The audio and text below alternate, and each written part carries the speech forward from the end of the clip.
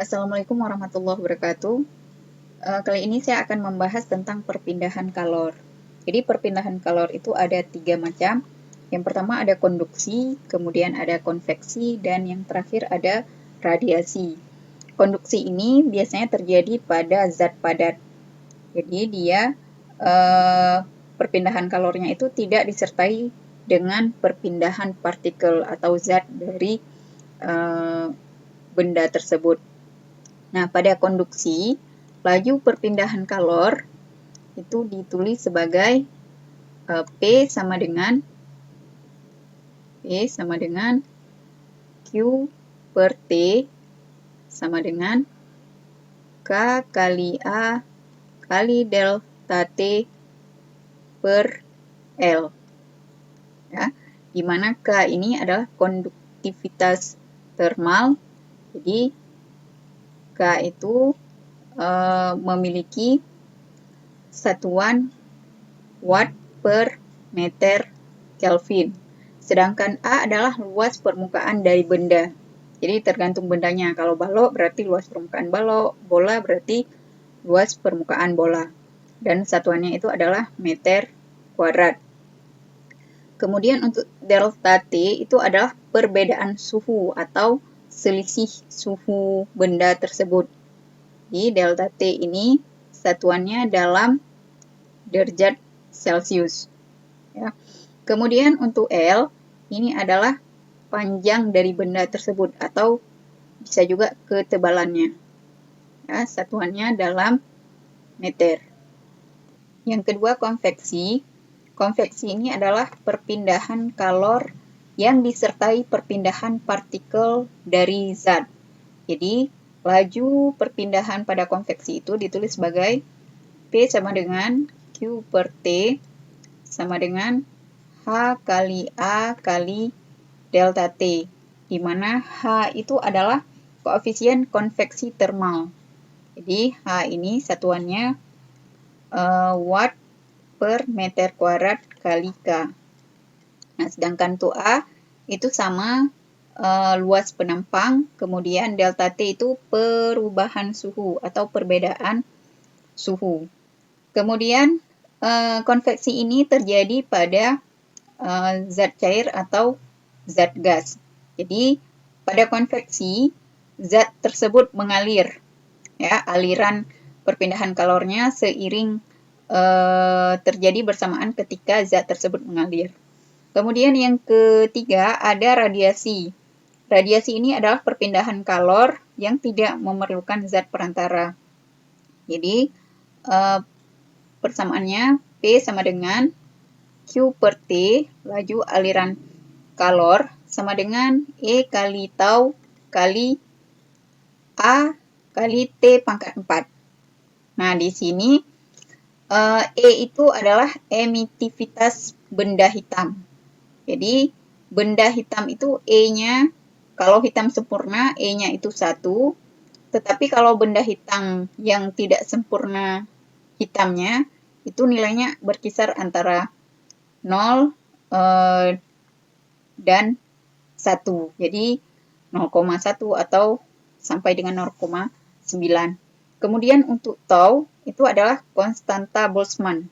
Nilainya itu 5,67 kali 10 pangkat min 8 watt per meter kuadrat kali Kelvin pangkat 4. Ya. Sedangkan T ini suhu. Satuannya wajib dalam Kelvin. Jadi harus dirubah ke dalam Kelvin. Kalaupun nanti diketahui dalam Celcius, tetap nanti harus kita rubah ke dalam Kelvin. Contoh, sebuah benda hitam berbentuk bola dengan jari-jari 5 cm dijaga pada suhu 327 derajat Celcius. Berapa laju kalor yang dipancarkan jika emisivitas benda 1? Nah, di sini saya buat dulu apa saja yang diketahui dari soal. Yang pertama ada jari-jari bola. Jadi diketahui jari-jari bola sama dengan 5 cm. Nah, ini harus kita rubah ke dalam meter, jadinya 5 kali 10 pangkat min 2 meter. Kemudian suhunya T sama dengan 327 derajat Celcius. Nah, ini harus kita rubah ke dalam Kelvin, ya. Jadi kalau dirubah dalam Kelvin itu ditambah 327 tambah 273. Nah, 273. Maka hasilnya adalah 600 Kelvin. Ya, 600 Kelvin. Kemudian emisivitas bendanya itu atau E-nya itu sama dengan 1. Nah, sebelum kita mencari laju dari pancaran kalor, ini adalah laju pancaran kalor dengan radiasi, ya, yang ditanya berapa P-nya atau Q per T-nya. Jawab. Nah, untuk mencari laju kalor itu pakai E kali tau kali A kali T pangkat 4. Nah, di sini karena bendanya berbentuk bola, maka kita cari dulu A untuk bola. A-nya itu sama dengan luas permukaan bola itu 4 I R kuadrat. Sama dengan 4 kali 3,14 kali R kuadratnya itu 5 kali 10 pangkat min 2 dikuadratkan. Maka hasilnya adalah 3,14 kali 10 pangkat min 2. Ya. Selanjutnya, baru kita bisa masukkan ke dalam persamaan P. Ya, P sama dengan, nah ini E-nya 1 kali, taunya ini harus diingat ya, 5,67 kali 10 pangkat min 8. 5,67 kali 10 pangkat min 8 kali luas permukaan bola 3,14 kali 10 pangkat min 2 kali. Nah, suhunya ini 600 di pangkat 4. Maka hasil totalnya itu adalah 230,73 Joule per second. Ini laju pancaran radiasi oleh benda hitam tersebut. Contoh selanjutnya, sebuah jendela kaca dalam ruangan dengan tebal 3,2 mm memiliki luas 3 meter kuadrat. Suhu pada bagian dalam 25 derajat dan pada bagian luar 30 derajat Celcius. Bila konduktivitas termal 0,8 watt per meter Kelvin, berapa laju perpindahan kalor pada kaca? Di sini kita tentukan dulu apa saja yang diketahui. Yang pertama itu ada ketahui ketebalan kaca ini sama dengan L sama dengan 3,2 mm harus dirubah ke dalam meter. Dengan 3,2 kali 10 pangkat min 3 meter. Kemudian luas A sama dengan 3 meter kuadrat. Nah, ini sudah tidak perlu dirubah lagi. Kemudian perbedaan antara suhu di dalam dengan suhu di luar itu sama dengan 30 dengan 25. Maka selisihnya itu adalah delta T sama dengan 30 dikurang dengan 25. Ini 5 derajat Celcius. Kemudian yang lainnya sudah ada semua. Konduktivitas K-nya itu sama dengan 0,8 watt per meter Kelvin. Nah, di sini baru kita buat yang ditanyakan adalah P, laju perpindahan kalor secara konduksi. Nah, jawab P sama dengan K kali A kali delta T per L. Ya. Ini 0,8 dikali dengan 3 meter, ini 3 meter pas.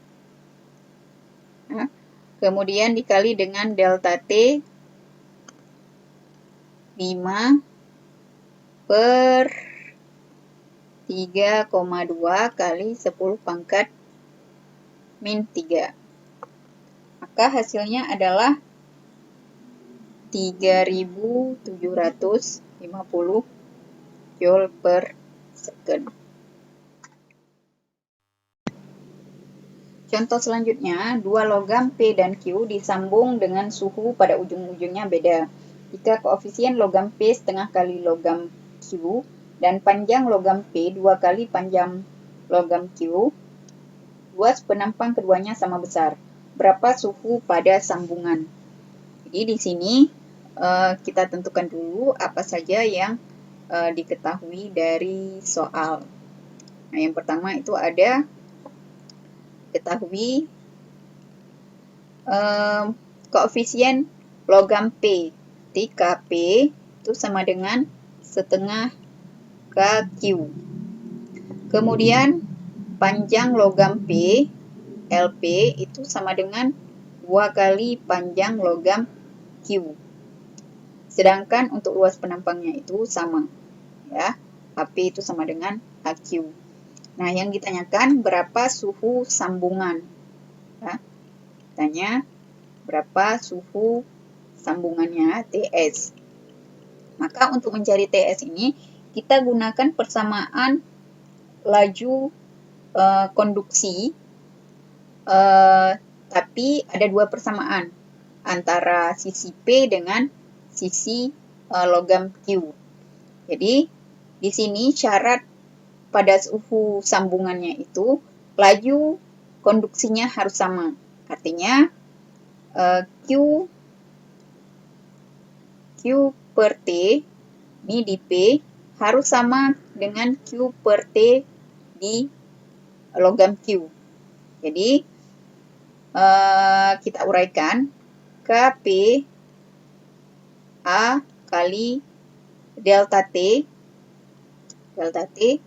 per L sama dengan KQ kali A kali delta T per L juga. Nah, di sini LP, sini LQ. Nah, di sini ada yang sama, yang bisa langsung kita coret. Karena A-nya sama, kita coret saja langsung. Sedangkan KP dan L-nya itu berbeda. Jadi, KP-nya itu, kalau untuk di P itu setengah KQ kali delta T. Nah, perubahan pada logam P, ini kemungkinan T-nya itu akan turun. Artinya kurang dari 110. Maka perubahan suhunya itu adalah 110 dikurang dengan T sambungan. Ya, karena suhu di sambungan nanti lebih kecil daripada 110. Jadi kurang TS. Sedangkan yang sebelah kanan, KQ itu tetap KQ. Nah, suhunya nanti kemungkinan akan naik, ya, lebih daripada 40 derajat. Jadi, TS-nya itu dikurang dengan 40. Nah, kita perkan dengan L. Nah, LP tadi 2 kali LQ. Sedangkan LQ sendiri itu tetap LQ. Nah, di sini baru bisa kita coret variabel yang sama-sama itu udah bisa dicoret. K-nya sudah bisa dicoret, L-nya sudah bisa dicoret. Ini sisa 1. Maka di sini baru bisa kita kalikan ke dalam. Ya, pengalian ke dalam.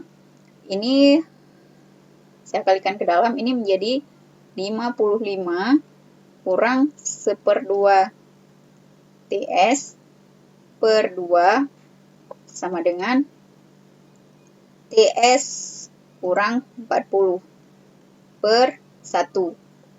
Maka di sini kita kalikan silang 55 kurang setengah TS sama dengan 2 kali TS kurang 40.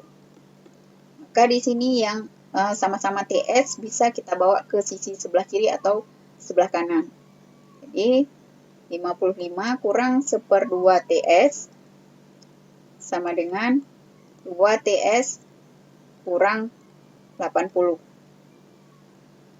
Nah, di sini saya bawa yang 55 ini kita satukan dengan 80, kita bawa sisi sebelah kiri tambah 80 sama dengan ini menjadi 2,5 TS. Kita tambahkan, maka hasilnya adalah 135 sama dengan 2,5 TS. Maka suhu di sambungan TS sama dengan 135 bagi 2,5 itu sama dengan 54 derajat Celcius. Jadi, suhu di tengah-tengah ini bernilai 54 derajat Celcius.